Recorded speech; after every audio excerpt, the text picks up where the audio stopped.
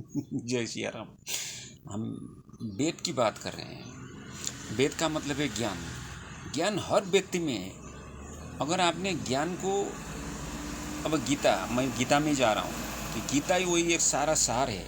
तो गीता में पहले गीता महाकाव्य, उसमें लिखा गया कि सर्वो उपनिषद गौ दुग्धा गोपालानंद पार्थोपत सुधि भोक्ता दुग्धाम गीताम अमृतम महतम।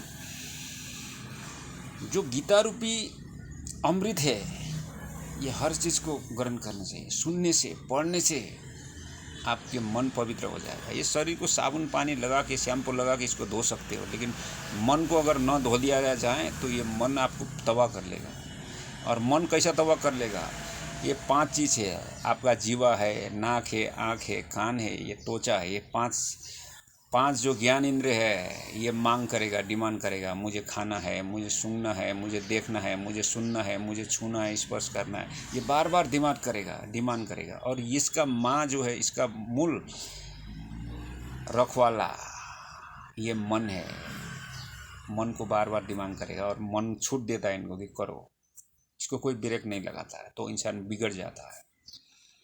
अगर मन ने ब्रेक लगा दिया आवाज़ को, नहीं तुझे नहीं खाना है, जिब्रा को बस में रख लिया, आँख को बस में रख लिया, कान को बस में रख लिया, नाक को बस में रख लिया, और ये त्वचा को बस में जिसने रख लिया, तो फिर मन ही परमात्मा में जाएगा। मन ही परमात्मा है। अगर आपको मैं इस तरह बोलूँगा आप समझोगे नहीं।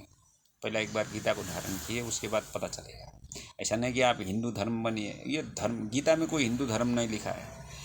सनातन धर्म है, सबसे पहले से चली आया, ये धर्म के बारे में बताया गया है। यहाँ पूरा पात्र महाभारत में धृतराष्ट्र कौन है? धृतराष्ट्र यानी उसमें लोभ मोह आ गया। जब धृतराष्ट्र और पांडु जो है, 2 भाई थे। पांडु कमज़ोर था सब, और बड़े भाई धृतराष्ट्र वो अंधा था, और अंधा होने के कारण उसके हाथ में राजकाज नहीं दिया गया हस्तिनापुर का, और पांडु के हाथ में आ गया। अब पांडु बच्चा तो जन्मा है, लेकिन राजकाज समझने पे जब बीमार हो गया, और पांडु ने अंतिम समय में धृतराष्ट्र के हाथ में छोड़ के वो चले गया। अब इसको सार को समझिए। अब पांडु किस तरह से मरा, ये सब को मत जाइए। अब धृतराष्ट्र के हाथ में सत्ता आ गया तो उसको पता चला कि 100 बच्चा है, मेरा बेटे है।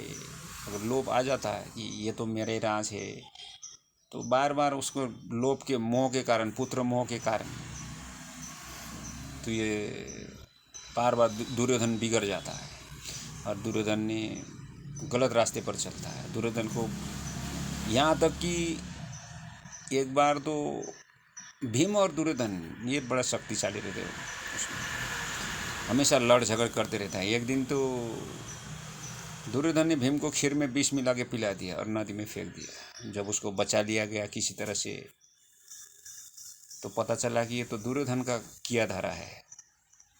तब भीष्म पिता ने बताया कि अब ये पानी सिर से ऊपर जा चुका है। तो द्रोणाचार्य को बताया कि गुरुजर आपका जिम्मा लगाइए, इनको क्या करना, किस तरह फिट करनी है, आपका जिम्मा। तो द्रोणाचार्य भी परेशान हो चुका कि दुर्योधन को सिखाए तो क्या सिखाए, ये सीखे तब ना। फिर दुर्योधन को पूछा गया है कि दुर्योधन, मुझे तुझे कुछ प्रश्न नहीं करना, सिर्फ इतना बता, धर्म और अधर्म के बारे में तुझे पता है? तो दुर्योधन बता रहा है, गुरुवर, द्रोणाचार्य को बता रहा है, गुरुवर मुझे पता है धर्म क्या है, अधर्म क्या है, लेकिन मुझे धर्म में कोई रुचि नहीं, मुझे अधर्म में रुचि है। मुझे किसी को तड़पने में, किसी को लूटने में, किसी को रुलाने में बड़ा आनंद आता है। ऐसा होता है। अगर ये 5 इंद्रिय के बस में आ गया ना, 5 ज्ञान इंद्रिय के बस में, यानी जीभ के बस में, नाक के बस में, आँख के बस में, कान के बस में, और ये त्वचा के बस में आ गया ना, एक बार इसमें फंस गया ना इंसान, तो फिर दुर्योधन बन जाता है ये मन। अगर इसको ब्रेक लगा लिया ना, ये नहीं खाना, ये नहीं सूंघना, इसी पर स्त्री पर पुरुष को नहीं छूना, किसी गलत चीज़ को नहीं देखना, गलत शब्दों को नहीं सुनना, अगर ये 5 चीज़ में बस में लगा दिया ना, फिर ये मन भगवान की, परमात्मा की ओर जाएगा। यही है सब गीता में। दुख क्यों आ रहा है, दुख आने का कारण क्या है, सबको पता है दुख आने का। हम क्या दोष दुनिया को लगा रहा है? तो यही तो है गीता का सार क्या है, जो सब कुछ दे, और जो जितने आपने मांगा है उससे 1000 गुना ज़्यादा दे, और बदले में कुछ भी नहीं मांगे। ये है परमात्मा। जो कुछ उनके पास है वो आपको दे, बदले में कुछ न मांगे, वो है आपका माता पिता। जो थोड़ा दे और आपसे ज़्यादा ले, वो है व्यापार व्यवसाय व्यापारी, और आपका सब कुछ छीन ले और सब कुछ आपसे ले ले और आपको बदले में कुछ भी ना दे। ये है संसार। ये भगवान ने इस तरह सबको बनाया है, धनी गरीब ज्ञानी अज्ञानी सबको बनाया है। अगर सब धनी धनी हो तो संसार नहीं चलेगी, सब गरीब गरीब हो तब भी नहीं चलेगी, अज्ञानी अज्ञानी भी नहीं चलेगा, सब ज्ञानी ज्ञान हो तो चलेगा क्या? अगर जहाँ वैकुंठ धाम अगर है कि नहीं मुझे नहीं पता, अगर है भी तो सब ज्ञानी है, उसमें तो किसी को राग नहीं, किसी को देश नहीं। अगर कुछ बोले तो भी कुछ किसी को कुछ नहीं लगता, तो उसका कोई अर्थ नहीं रहेगा। इस संसार में सब चीज़ बनाया सिर्फ हमारे लिए, आपके लिए, सबके लिए। तो यही सब जानना है। और इस तरफ किस तरह जाने, तो ये किसी के कहने से किसी से बोलने से नहीं होता। हम लोग तछाड़ मछाड़ है, धन पैसा किस तरह से कमाएं, पूरा ज़िंदगी अमेरिका जाओ जापान जाओ, ये गरीब देश की बात कर रहा है। ये तो अमेरिका है तो दुनिया भर का ईजाद करो। अब 25 वर्ष के बाद पढ़ाई में गुजर गया, 30 वर्ष पढ़ाई में गुजर गया, फिर 30-35 वर्ष के बाद शादी कर लिया। अभी तो 30-35 के बाद शादी कर लेता, क्योंकि अमेरिका पहुंचना है, फिर करोड़ जमा करना, फिर बच्चा पाओ, उसको परवरिश करने में 20-25 वर्ष लग गया, 60-65 हो गया। अब लाख तो घर भी बनाया, अब कुछ बैंक बैलेंस हो गया। अब सुख देखिए क्या देखिए, 65 वर्ष के बाद अब घोड़े में दर्द आ गया, यूरिक एसिड बढ़ गया, हार्ट डिसीज बढ़ गया, किडनी डैमेज हो रहा है, अब डॉक्टर में लगा रहा है कि चैन कहाँ से है। तो ये सारा समस्या क्यों आ रहा है, कब क्या करना है, कौन कौन समय में क्या करना है, अगर बीमार हो गया तो क्या करना है, किडनी में समस्या आ गया, खाना नहीं पच रहा, डाइजेस्ट नहीं हो रहा है, नींद नहीं आ रहा है रात को, तो रात को नींद नहीं आना क्या है, युक्त आहार विहार से युक्त चेष्टस्य कर्मसु युक्त स्वप्न अवदस्य योग भवत दुख, सारा दुख का नाश क्या है। तो ये सब शास्त्र में बताया गया है, ये भी मैं धीरे धीरे बताता जाऊँगा। आप ज़रा ध्यान से सुनते जाइए और समझते जाइए। पहली बात तो गीता को लाइए आप, कोई लड़की गीता हो तो आप पहले ला देंगे, जो भगवत गीता को नहीं लाएंगे, चलो ठीक है नहीं लाएंगे तो भी सुनिए ज़रूर। तो सारा समस्या का हल, आपको मन में जो कुछ बात खेल रहा है कि ये क्यों हो रहा है, कि ये क्यों मुझे धोखा दे रहा है, मेरा बीवी मेरा पति धोखा दे रहा है क्या मुझे, अगर ये आपको दिल में लग रहा है ना, तो आप गीता का एक श्लोक को ढूंढिए, खोजना कुछ नहीं, एक पन्ना खोलिए और आपको वहाँ से आपको समस्या का हल निकल जाएगा, जादुई चमत्कार वहाँ से निकलेगा। विश्वास कीजिए, महात्मा गांधी ने बताया कि मैं बहुत परेशान हो जाता, लोगों ने कितने विलम्ब लगाया। महात्मा गांधी जब उम्र हो गया 60 वर्ष, तो वो जवान लड़की के साथ सोने लगे, तो उन चाहते थे कि कहीं उनके अंदर काम वासना, जो सेक्सुअल इंटेंशन उजागर होता नहीं, कामुकता आएगी कि नहीं, उसने चेक करके देखा, कई दिन सो के देखा, लेकिन नहीं आया ऐसा कामुकता। यानी गीता में ये कहते हैं ना, कोई कामुक व्यक्ति कोई होगा, वो शैतान व्यक्ति अपने बेटे के साथ अपनी बेटी के साथ जो गलत व्यवहार करेगा। नहीं तो कोई भी माँ बाप अपनी बेटी के साथ या बेटे के साथ जाएगा तो उसमें ऐसा सेक्सुअल भावना नहीं रहता, लेकिन हाँ पर दूसरे का बेटा बेटी है उसके साथ में जाएगा, गलत विचार मन में ख्यालाना, ये स्वाभाविक हो रहा है, इसको बस में रखना चाहिए ब्रेक। लेकिन अपने बच्चे के साथ में ये आता नहीं। इस तरह हर एक अपनी बच्ची बेटी की तरह लगे, हर अपना बेटा जैसा लगे ना, तो फिर संसार शोर होगा। यही सब सिखाया गया है गीता में, और कुछ नहीं।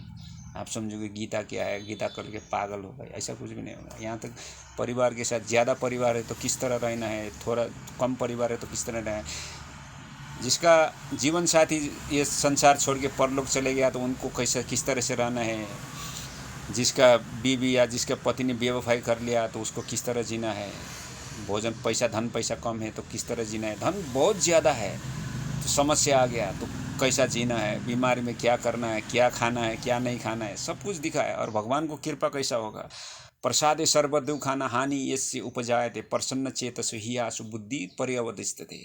यानी जो भगवान का कृपा होने के बाद प्रसन्न होने लगेगा, 24 घंटा खुश होने लगेगा, ये सब दिखाया गया है उसमें। वासंसी जीर्णानि यथा विहाय, है ना, जैसे ये कपड़ा पुराना हो जाता है फेर देता है, तो ये शरीर भी मरने के बाद ये फर्गी, ये हमारा मन जो है, आत्मा जो है, ऐसा प्रवेश कैसा कर जाता है। फिर आपको पता चल जाता है कि हम मरते नहीं हैं। ये गीता को अगर सही तरफ में बूझोगे ना तो आप कभी मरोगे नहीं, अमर्त हो जाओगे, आप अमर हो जाओगे। आपको पता चल जाएगा कि ये संसार क्या है, ये भगवान ने ये लीला क्यों किया है, क्यों आप दुखी हो रहे हैं, परेशानी होने का राज क्या है, कारण क्या है। सबसे बड़ा डर है मृत्यु का। ऐसा कोई बीमार नहीं होना चाहता है, क्योंकि पैसा के कमी के कारण हम देख रहे हो ना कितना। नास्त बुद्धिर अयुक्तस्य न चा अयुक्तस्य भावना न चा अभावयतः शांतिर अशांतस्य कुत सुखम, है ना। जो अशांत हो गया वो व्यक्ति, वो कभी सुखी नहीं हो सकता। और अशांत कब होता है, उसका भावना अच्छा है, उसका बुद्धि भी सही है, लेकिन उसका बुद्धि और भावना में अगर युक्तता न हो तो वो अशांत होगा, और अशांत कभी सुखी नहीं होता है। आपका भावना सही है, किसी को खिलाएं, किसी को पिलाएं। अब कोई शुगर का रोगी है, अगर 2-4 चमचा चीनी खा लेगा तो ये मर जाएगा, और आप शहद ला के मीठा ला के खिला दोगे तो वो ऐसे ही मर जाएगा। तो आपका भावना तो उसको अच्छा तगड़ा बनाना है, लेकिन आपने गलत जाने अनजाने में खा लिया, आपके भावना में युक्तता यानी विवेक नहीं है, तो जिंदगी नर्क बन जाएगा। बुद्धि तो चोर के पास होता है, वो जो आप कल्पना नहीं कर सकते इस तरह से चोरी कर लेता है, वो बुद्धि लगाता है। लेकिन बुद्धि में युक्तता नहीं है, कहाँ बुद्धि लगाना है ये नहीं लगाया तो मन अशांत होगा, और अशांत में कभी शांति नहीं मिलेगा। यही बताया, श्रद्धावान लभते ज्ञानम तत्परा सहितेन्द्रिय ज्ञानम लब्धा प्राम शांतिम अचिरेण अधिगच्छति। पहला तो विश्वास करना है। जब किसी डॉक्टर के पास जाओगे, बताओगे कि भाई ये तो प्राइवेट सबसे महंगा हॉस्पिटल है, यहाँ जाने के पास ठीक हो जाएगा, तो उसको भ्रम हो जाता है। डॉक्टर ने थोड़ी किसी को ठीक करता। डॉक्टर ने जब बहते हुए खून को ठीक करेगा, जो इन्फेक्शन है वायरस बैक्टीरिया उसको एंटीबायोटिक देगा, उसको सफाई करेगा, और नॉन हाइजीनिक पहले से दूर रखेगा, यानी वायरस बैक्टीरिया रंग, है ना, उस ठाव में रख के ठीक करेगा। उनको ये सब ज्ञान है। ऐसा थोड़ी आपको शरीर को तत्व ज्ञान है, डॉक्टर को तत्व ज्ञान नहीं है। शरीर का संरचना किस तरह से बना है, दांत का उम्र क्या है। अगर ये दांत एक भात का दांत अगर गिर जाए ना, तो ये जो गीजा है, जो गम्स, ये गीजा ये आपको नहीं संभाल पाएगा, फिर कैसेस कैंसर होगा। यहाँ रिलेटेड है। अगर ये दांत को नहीं बचाओगे ना, तो ये दांत नहीं होने के बाद जीवन भी नहीं रहेगा ज़्यादा दिन, क्योंकि दांत की कारण ही गीजा है। सारा संरचना है, हर एक चीज़ अगर कोई कम हो गया ना तो ये शरीर को जीना मुश्किल हो जाता है। तो इस तरह दिया हर एक चीज़, धनी गरीब, जितना ना हम शत्रु मानते हैं, ये मेरा दुश्मन है, संसार में दुश्मन कोई भी नहीं है। वही दुश्मन के कारण आपका जीवन है। आप सतर्क हो जाते हो, ये व्यक्ति आ गया, यह अभी मेरे को डांटेगा, इससे पहले आप चालाक हो जाते हो। सास बहू में देखो ना, बहू चिल्लाते, बहू सास को चिल्ला रहे हैं। अब कितना उल्टा जमाना आ गया। अगर सास बहू को चिल्ला रहा है, बहू डरती है, सुबह सुबह उठती है, 4 बजे उठ के काम करती है, 5 बजे तो उठी जाती है, तो समझो उसके मन में डर जरूर है कि ये सास ने मुझे डांटती है। लेकिन एक बात याद रखिए, वही डांटने के कारण आपकी ज़िंदगी में स्वर्ग आ रहा है। हर कोई सास को डांट रहा है तो ये मुझे धमकाती है, छोड़ के जाती हूँ घर, और शहर में बैठ के ज़िंदगी बर्बाद करती है। कोई डांट रहा है ना, वही गलत नहीं है, और कोई प्यार कर रहा है ना, वो भी सही नहीं है। बहुत ज़्यादा करने से, प्यार करने से, लाडला बनाने से देखो बच्चे ड्रग्स एडिक्ट हो रहे हैं, नशे कर रहे हैं, जिद हो रहा है। देखो ना कितना तानाशाही हो गया, अपने परिवार को नाश कर रहा है, सत्यानाश करके जा रहा है। राज खानदान का परिवार सबको सत्यानाश किया, क्यों? लाड हो गया, प्यार हो गया, उसको युक्तता नहीं आए। उसके माँ बाप के परवरिश जो उसको राख रखाव ख्याल करना है, उसमें सही विवेक का प्रयोग नहीं किया गया है। युक्त नास्त बुद्धिर अयुक्त से न चा अयुक्त से भावना। भावना तो अच्छी है, सबकी भावना अच्छा है। किसी को बुरा करना थोड़ी इंसान का नेचर ही है कि भाई किसी को दया आ जाता है। कोई लंगड़ा लूला देख लिया तो 2-5 रुपये, चलो चाय नहीं पीएंगे, देंगे, इतना दया भाव सब में हो जाता है। लेकिन इसमें भावना में युक्तता नहीं, यानी विवेक नहीं। अगर विवेक का प्रयोग नहीं करोगे तो सारा समस्या से झेलते जाओगे। आप भले कितना भी सही हो, तो ये विवेक को कैसा जागृत करे, ये मन को, जो 5 इंद्रिय को ब्रेक कैसा लगाएं, ये सारा खेल गीता में है। अब इस पूरा शास्त्र को छोड़िए, 4 वेद, फिर 4 वेद का संहिता का 4 भाग, ऋग्वेद, सामवेद, यजुर्वेद, अथर्ववेद, फिर इसका उपवेद, बहुत सारे हैं। अभी आप गिन ही नहीं पाओगे। अगर 50 बार भी जन्म लोगे ना, उसको पढ़ोगे वो नहीं पढ़ पाओगे। लेकिन वो सबका सार सर्व उपनिषद गवो दुग्धा गोपानंदन पार्थ वत्सुधि भोक्ता दुग्धाम गीताम अमृतम महतम। तो गीता रूपी अमृत भगवान श्री कृष्ण ने दिया है। अभी वो भी नहीं पढ़ पाते, कोई बात नहीं। हरे कृष्ण कृष्ण कृष्ण हरे हरे, हरे राम राम राम हरे हरे, ये महामंत्र को जपिए, आपको पार हो जाएगा। ऐसा नहीं है कोई हिंदू मुस्लिम का सवाल ही नहीं है। मैं कोई धर्म को मानता ही नहीं। धर्म तो संप्रदाय है, दिन ब दिन बदलेगा। कल हिंदू धर्म से 4 हो जाएगा, मुसलमान धर्म से 4 हो जाएगा, न जाने कितने बन जाएंगे, टूटेंगे। अब 50 वर्ष के बाद हजारों धर्मावलंबी जैसे मशरूम निकलेगा, च्याऊ निकल रहा है, इस तरह से निकलेगा। तो उसमें विश्वास मत कीजिए, खूब पढ़िए। जय सिया राम।